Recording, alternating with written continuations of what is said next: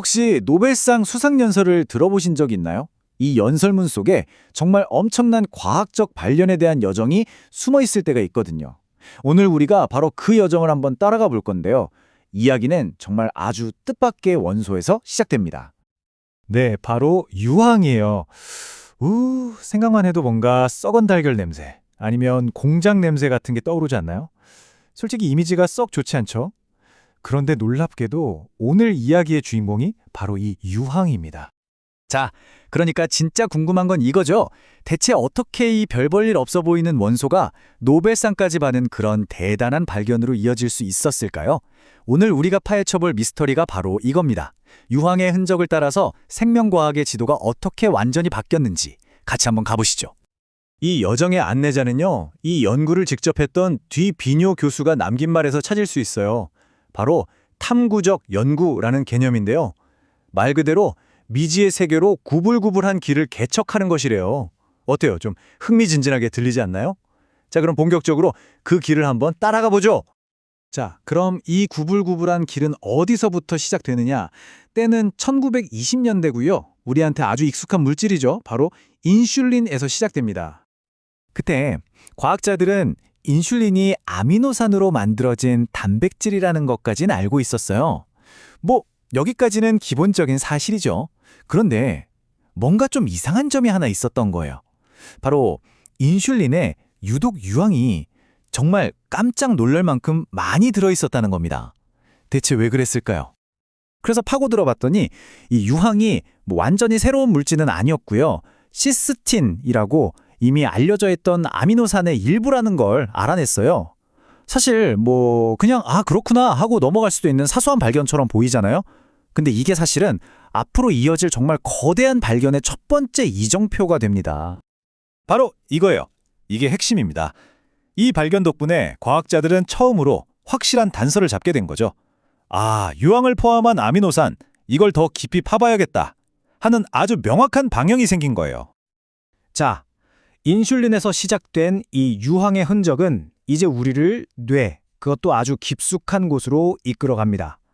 바로 아주 작지만 정말 어마어마한 힘을 가진 기관, 뇌하수체로 말이죠. 이 뇌하수체의 뒷부분, 후엽에서는 두 가지 아주 중요한 호르몬이 나오는데요. 바로 옥시토신과 바소프레신입니다. 옥시토신은 자궁을 수축시키거나 모유가 잘 나오게 돕는 역할을 하고요. 바소프레신은 혈압을 올리고 콩팥 기능을 조절하는, 그러니까 우리 몸의 균형을 맞추는데 진짜 필수적인 역할을 하죠. 뒤비뇨 교수의 다음 목표가 바로 이 두 호르몬이었어요. 자, 여기서 뭔가 패턴이 보이지 않으세요? 1920년대에 인슐린에서 유황을 발견했죠. 그런데 1933년에 보니까 이 뇌하수체 호르몬에도 유황이 엄청나게 많이 들어있는 거예요. 이건 단순한 우연이 아니었던 거죠.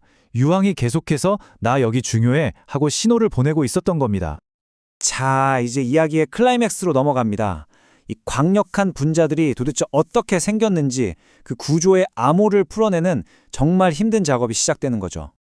가장 먼저 알아낸 건 이 호르몬들이 인슐린처럼 막 거대한 단백질 덩어리는 아니라는 거였어요.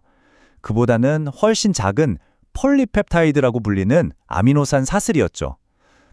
비유하자면 거대 단백질이 기다란 진주 목걸이라면 폴리펩타이드는 그냥 아담한 진주 팔찌 정도라고 생각하시면 돼요. 그리고 마침내 그 구조의 비밀이 풀립니다. 딱 8개의 특정 아미노산이 쭉 연결된 사슬이었는데요. 이 사슬이 끝에서 고리 모양으로 딱 닫혀있는 형태였어요. 그런데 이 고리를 잠그는 자물쇠 역할을 하는 게 뭐였을까요? 맞습니다. 바로 2개의 유황 원자였던 거예요. 유황이 그냥 들어있는 게 아니라 이 구조의 핵심, 바로 그 열쇠 역할을 하고 있었던 거죠. 이 독특한 구조를 보면요. 고리에 꼬리가 살짝 달린 모양이 꼭 숫자 6이나 9처럼 생겼어요. 이 간단한 비유 덕분에 분자 모양을 상상하기가 훨씬 쉽죠. 근데 재료만 똑같다고 다가 아니에요. 여기서 조합 자물쇠라는 기가 막힌 원리가 등장합니다. 중요한 건 8개의 아미노산이 그냥 있는 게 아니라 어떤 순서로 배열되어 있느냐, 바로 이거예요. 순서가 하나라도 틀리면 자물쇠가 안 열리는 것처럼 호르몬도 제 기능을 완전히 잃어버리는 거죠. 자, 이제 설계도도 알았겠다. 다음 단계는 뭘까요? 바로 실험실에서 이걸 직접 만들어 보는 거죠. 1단계, 8개의 아미노산을 정확한 순서대로 착착 연결하고요. 2단계 유황 원자를 제자리에 딱 갖다 놓습니다. 마지막 3단계 이 두 유황 원자를 연결해서 고리를 탁 닫아주는 거죠. 말은 쉬운데 이게 어마어마한 도전이었어요. 당시의 그 긴장감을 이 인용구 하나가 정말 생생하게 보여주는 것 같아요. 이제 가장 짜릿한 순간이 왔다. 바로 테스트. 어쩌면 뭔가 실수가 있었을지도 모른다. 와, 모든 노력이 한순간에 물거품이 될 수도 있는 거잖아요. 연구팀은 정말 숨을 죽이고 결과를 기다렸을 겁니다. 결과는요? 대성공이었습니다.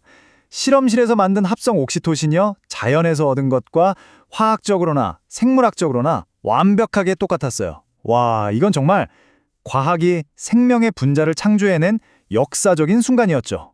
자, 그런데 이 성공이 왜 그렇게까지 중요했을까요? 도대체 왜 노벨상까지 받게 된 걸까요? 이 발견이 남긴 어마어마한 유산에 대해서 한번 이야기해보죠. 핵심은 이겁니다. 인류 역사상 최초로 폴리펩타이드 호르몬을 사람이 직접 만들어낸 거예요. 이건 그냥 실험 하나 성공한 게 아니라 완전히 새로운 시대가 열렸다는 신호탄이었습니다. 이 발견이 미친 영향은 정말 엄청났어요. 생각해보세요. 생명의 힘이라는 게 무슨 신비한 기운 같은 게 아니라 우리가 이해하고 조립할 수 있는 아미노산의 배열에서 나온다는 걸 증명해버린 거잖아요. 또 생물학적 기능이라는 게 결국 분자의 특정 순서에서 나온다는 걸 보여줬고요. 이건 단백질이 어떻게 작동하는지를 이해하는 완전히 새로운 문을 연 셈이었고 유기화학과 생화학이라는 두 거대한 학문 사이에 다리를 놓은 거나 마찬가지였습니다. 결국 유황의 흔적을 따라갔던 이 기나긴 여정이 우리에게 주는 교훈은 아주 명확합니다. 생명의 복잡하고 강력한 기능 뒤에 무슨 신비로운 힘이 있는 게 아니라는 거예요.